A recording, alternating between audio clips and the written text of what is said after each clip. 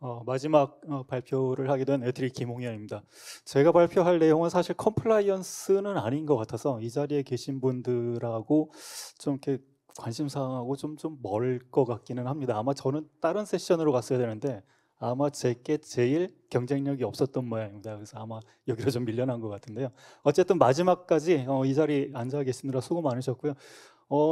약간 좀 기술적인 내용이기는 합니다. 컴플라이언스는 아니고요. 이게 기술적인 내용인데 하여간에 제가 능력 닿는 한 한번 재밌게 한번 풀어보도록 하겠습니다. 제가 발표드릴 내용은 옵티머스하고 저 빨간색이 어퍼스트로피입니다. 프라임입니다. 어퍼스트로피 프라임. 저게 가장 중요한 부분이고요. 옵티머스 프라임 하면 뭐가 생각나시죠? 그 트랜스포머 생각나시죠? 저게 이제 왜 저런 코드명을 지었냐면요. 사실 엔비디아에서 가장 그 출중한 소프트웨어 이름이 메가트론이거든요. 아마 이게 그 거대 모델 LLM 이런 것들 AI 모델 트레이닝하고 인퍼런스하고 이런 데서 가장 유명한 소프트웨어 이름이 메가트론인데요. 뭐 좀 그 저희 내부에서 감히 한번 저거를 뭐 어떻게 좀 해보자 뭐 그런 의미로 이제 옵티머스 프라임이라고 이렇게 했고요. 프라임을 다 붙이려니까 너무 좀 길어가지고 그냥 저렇게 점 하나 찍고 말았습니다. 그래서 이게 뭐냐면 AI 모델이 이제 거대 LLM으로 이렇게 가다 보니까 이게 싱글 GPU에서 다룰 수가 없거든요. 이거는 이제 큰 거를 어떻게 다룰 거냐 하면 이제 여러 그 GPU들을 갖다 써야 되는데 그거를 어떻게 좀 잘해보자라고 하는 어떤 그런 쪽 일입니다. 그래서 옵티머스 프라임이라고 하는 이 프로젝트에 대해서 간단하게 말씀을 드리고 연구 배경, 그 최근의 연구 동향 이런 것들 말씀드리고 저희가 지금 가고자 하는 길, 그 차별성 간단하게 말씀드리고 저희가 이제 이거를 공개 소프트웨어 과제로 지금 진행을 하고 있어요. 그래서 이 공개 소프트웨어 관련돼서 릴리즈 일정이라든가 공개 소프트웨어 커뮤니티 일정 뭐 이런 것들 계획을 간단히 좀 공유 드리도록 하겠습니다. 이렇게 옵티머스 프라임 프로젝트가 이게 저희가 이게 거대 모델 학습에서 저희가 생각하기에 가장 큰 문제는 이게 아까 오전 세션에도 여러 번 얘기가 됐지만 GPU 한두 개 가지고 어떻게 할 수 있는 규모들이 아니에요. 그래서 이게 장비와 자본과 그래서 이런 것들이 진입장벽화 되어 가고 있는 어떤 그런 상황들인 것 같아요. 근데 그나마 다행히 올해부터는 이제 오픈 소스 LLM 모델들도 좀 나오고요. 그다음에 로라라든가 라마라든가 좀 이렇게 GPU 좀 적은 거 가지고도 이렇게 좀 돌릴 수 있는 뭐 퀀타이제이션이라든가 뭐 여러 가지 이제 이용을 해서 뭐 그 가능성들이 좀 열리고 있긴 하지만 일단 기본적으로는 이 거대 모델이라고 하는 거는 큰 데이터를 많은 파라미터 가지고 거대 모신경망을 학습을 시키고 그걸 가지고 추론을 해야 되는 그런 이슈예요. 그래서 제일 큰 문제가 자본력을 가지고 있지 않으면 이거에 그 들어가 오기가 좀 어려운 좀 그런 부분들이 있어요. 그래서 사실은 저희가 그래서 이거를 온프레미스로 클러스터를 구축을 하는데도 이 GPU가 너무 비싸거든요. 그리고 클라우드에서 이거를 활용해서 이게 GPU 아마존의 GPU 인스턴스 같은 것들 갖다가 쓰기에도 이거 한번 써보시는데요. 되게 장난 아니게 비싸다고 하더라고요. 그래서 그러면 결국에는 DGX A100 같은 경우에 뭐 수억 원대죠. 한 대에 GPU 8개나 뭐 16개 이렇게 꽂혀 있는 것들. 그거 갖다 놓고 쓸 때 이거를 그러면 거기서 돌아갈 때 트레이닝이라든가 인퍼런스의 효율이 가장 굉장히 중요해지는 겁니다. 그래서 4억 원짜리를 샀는데 만약 거기서 돌아가는 트레이닝이라든가 인퍼런스가 50%의 효율밖에 안 낸다. 그러면 4억 원짜리를 2억 원어치밖에 활용을 못 하고 있는 거거든요. 그래서 만약 이렇게 되면 이제 비용이 2배가 되는 거죠.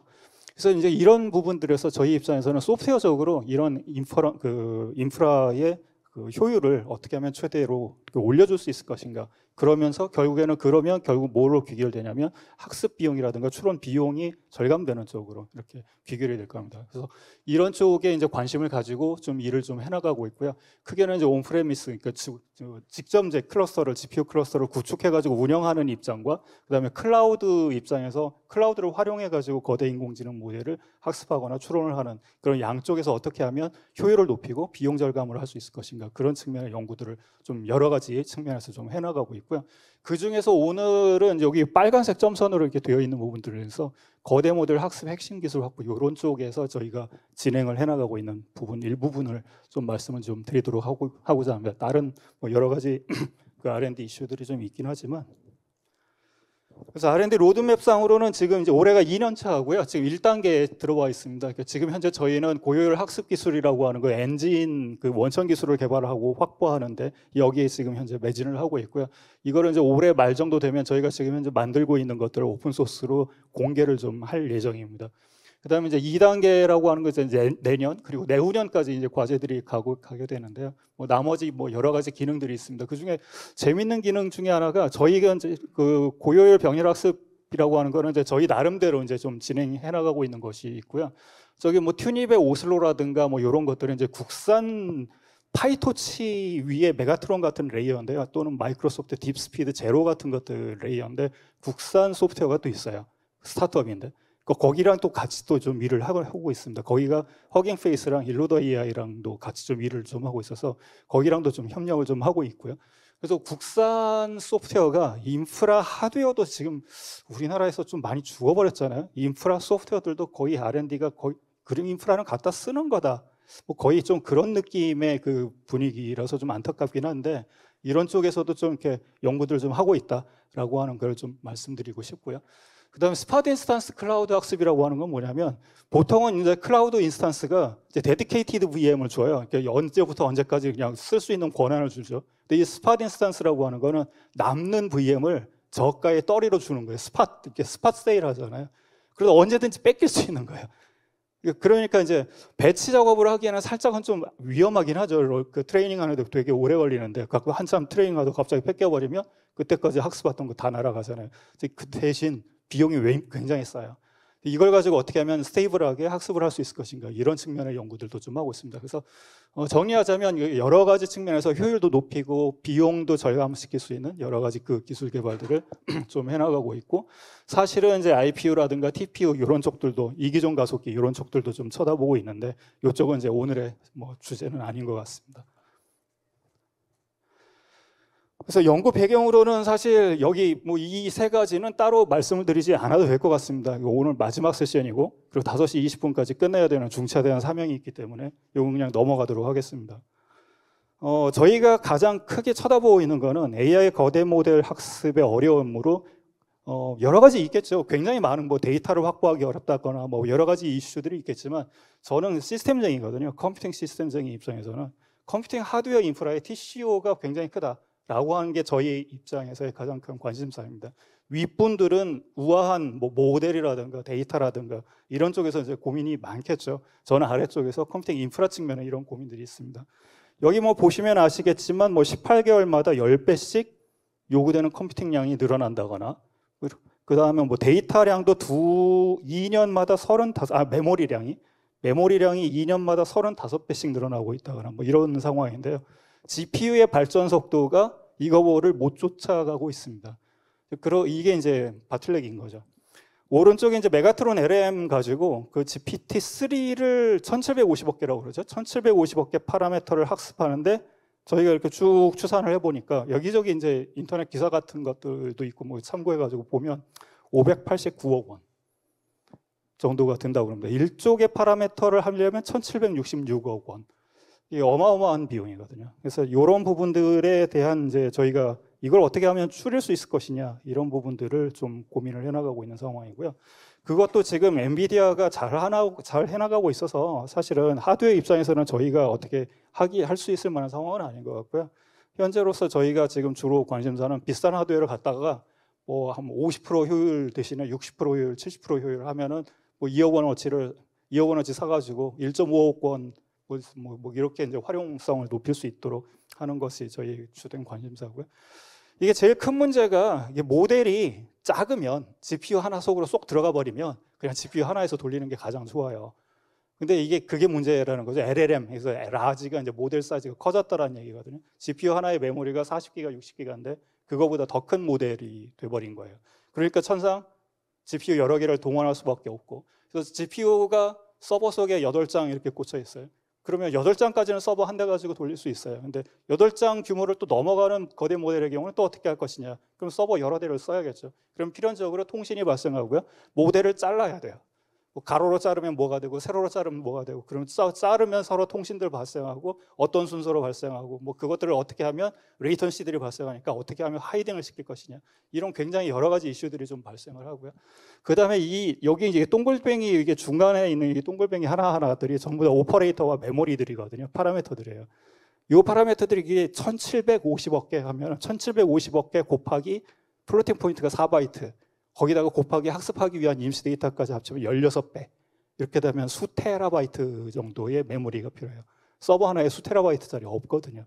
그런 이슈들이 좀 존재해요. 그러면 이거를 어떻게 잘라낼 것이냐, 어디다가 저장할 것이냐, 메모리를 어떻게 활용할 것이냐, 이런 굉장히 다양한 그 최적화 이슈들이 좀 발생을 하게 됩니다.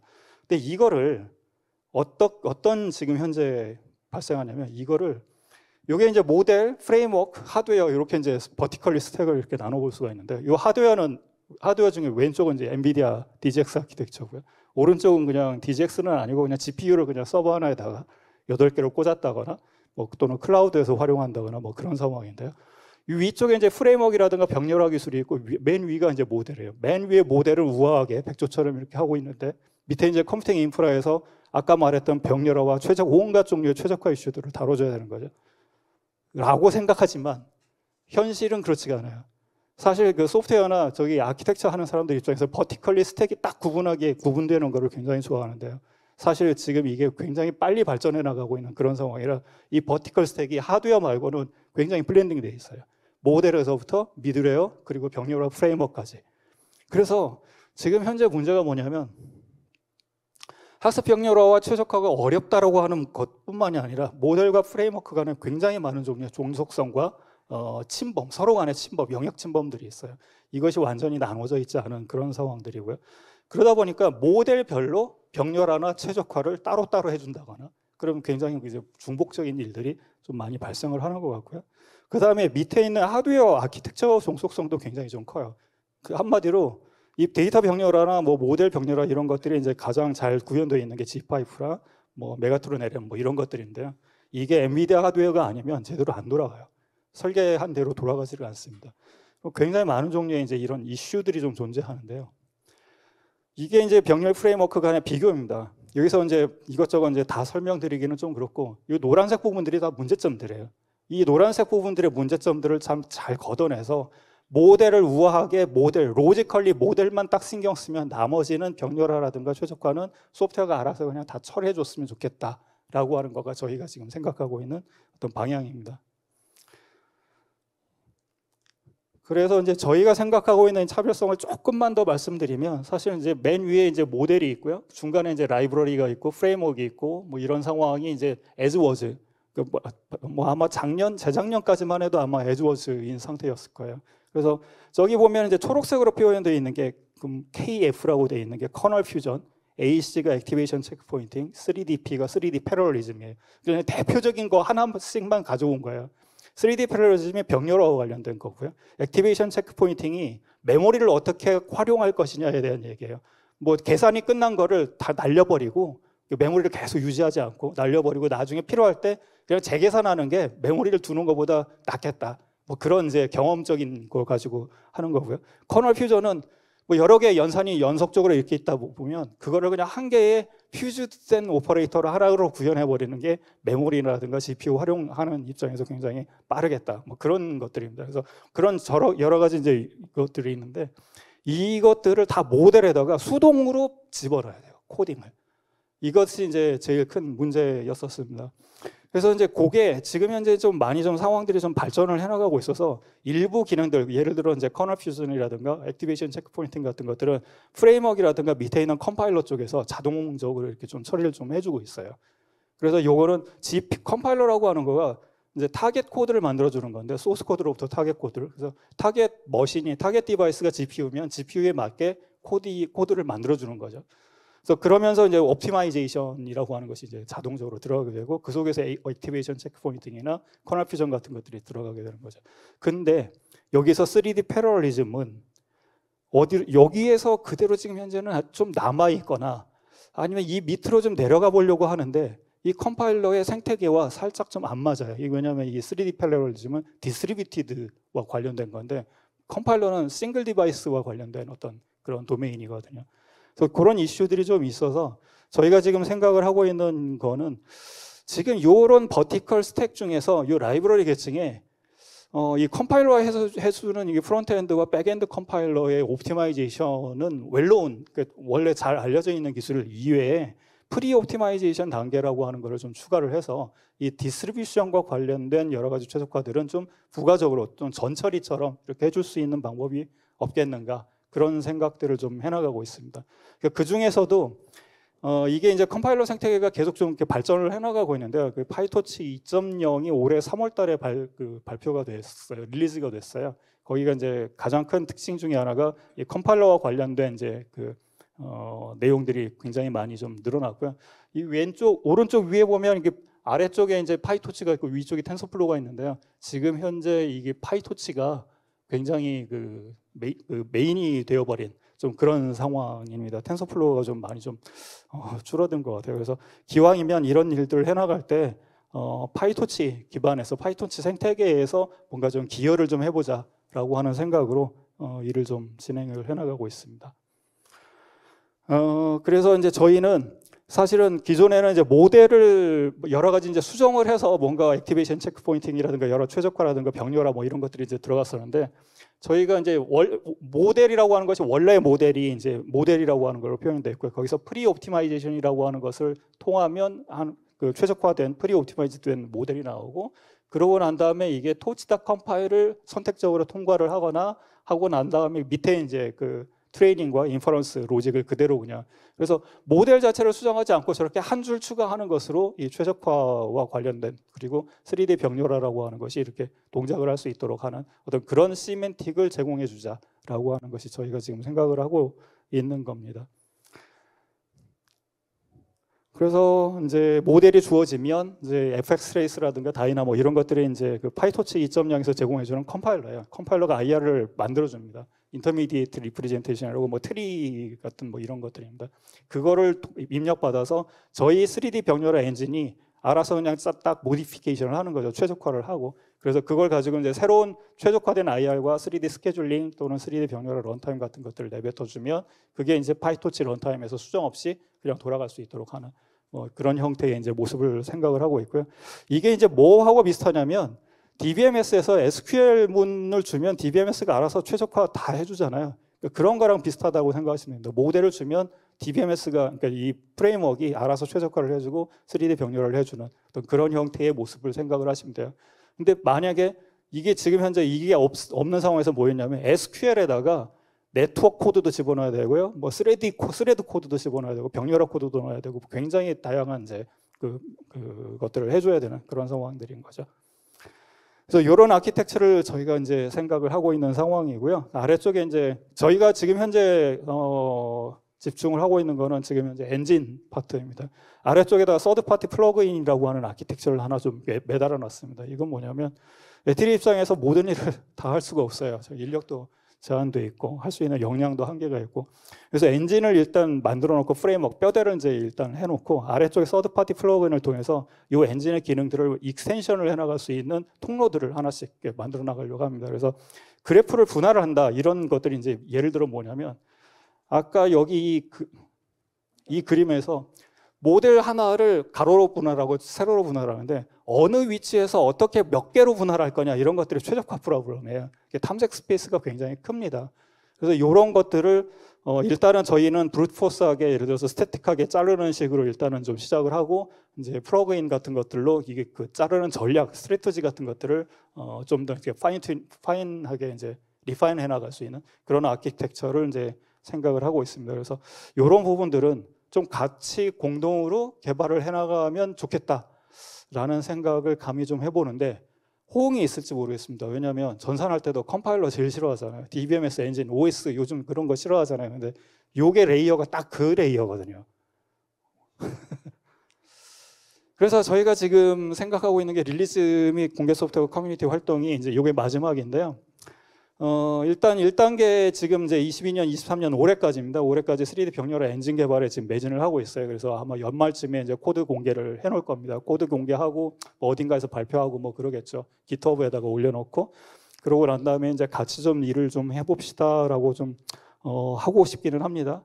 그래서 이제 내년도부터는 이제 어떤 걸 할 거냐면 3D 병렬 엔진을 이제 고도화하는 거는 당연히 할 거고, 방금 전에 말씀드렸던 커뮤니티 플러그인 개발 같은 것들을 좀 같이 좀 할 수 있었으면 좋겠다라고 하는 게 이제 저희의 소망이고요. 두 번째로는 AI 컴퓨팅 컨트리뷰턴 같은 것들을 좀 해보면 어떨까? 컴퓨팅 입장에서, 그러니까 모델 입장이 아니라 우리나라에서 이제 여러 가지 이슈가 있는데 언어 모델도 우리나라 거가 아직 변변한 게 없다라고 하는 얘기도 있었지만 사실 다 제가 아쉬운 것 중에 하나가 모든 사람들이 다 언어 모델에만 관심이 있어요. 그거 가지고 서비스하는 거에만 관심이 있어요.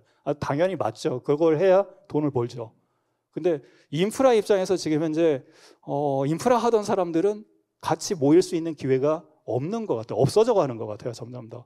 그래서 혹시라도 여기 계시는 분들이 컴플라이언스 때문에 앉아 계시는 분들 앞에서 지금 인프라 얘기를 해가지고 좀 걱정스럽기는 한데 혹시라도 인프라에 관심이 있으시면 인프라 소프트웨어에 관심이 있으시면 여기에 좀 같이 좀 들어와서 저희가 테스트 베드를 공유를 하고 저희의 엔진 코드 같은 것들을 공유를 하고 그 속에서 일정 기간 예를 들어 GPT 네오 X라든가 공개 LLM 모델 같은 것들 라마라든가 뭐 로라라든가 뭐 이런 것들 가져다가 돌려보고 효율을 예를 들어 그냥 돌리면 뭐 한 30% 나오는데 40%, 50%, 60% 이렇게 같이 좀 올려보는 일을 컨트리뷰터 형태로 이렇게 이벤트성으로 이렇게 좀 진행을 하면 그러면 이제 오픈되어 있는 여러 가지 기술들을 다 적용을 해야 되겠죠. 최적화 기술들도 수동으로 적용을 하든 뭘 하든 간에. 그래서 어찌됐든 간에 효율을 높이면 거기에 있는 후보 기술들이 무엇을 썼는지를 아마 여러분들하고 같이 고민을 하게 될 거잖아요. 그 중에서 골라서 이 자동 병렬화 엔진 속에다가 자동 최적화 엔진 속에다가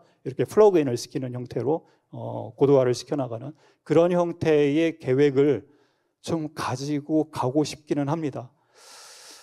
관심들이 있으실지 잘 모르겠어요. 그래서 내년에 일단 이렇게 하고 내후년에 이제 좀 더 한 번 더 하고 뭐 그런 식으로 해서 좀 진행을 좀 해나가고 싶은 게 저희의 생각이긴 합니다.